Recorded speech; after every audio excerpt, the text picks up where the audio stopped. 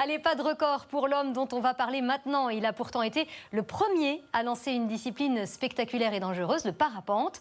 C'était il y a 35 ans tout juste. À l'occasion de cet anniversaire, Michel a ressorti sa vieille voile de 1978 pour s'élancer dans les airs. Fabien Toiti et Laura Zéphirin. C'est au sommet de cette montagne que tout a commencé. Michel s'apprête à faire un bond en arrière. À l'époque, au club d'Annemasse, nous avions les montagnes à côté et un avion. Et parfois, l'avion n'était pas toujours disponible. Alors, l'idée est venue comme cela de se passer d'un avion en sautant d'une montagne. Avec des amis, cet ancien parachutiste dans l'armée fait son premier saut en parapente. Nous sommes en 1978. Ça a l'air facile, il a fallu pourtant oser le faire. La discipline est lancée. On l'appelle alors le vol de pente. Spectaculaire, mais pas toujours évident. 35 ans plus tard, Michel décolle avec la même voile.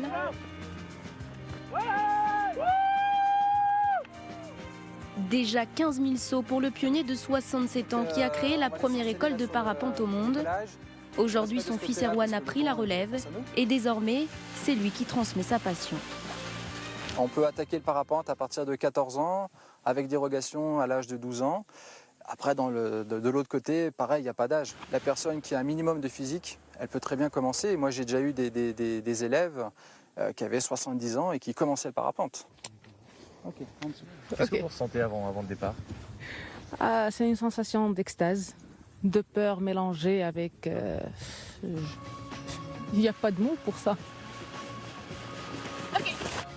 Pas de mots devant un tel spectacle. 20 minutes de vol inoubliable au-dessus des nuages.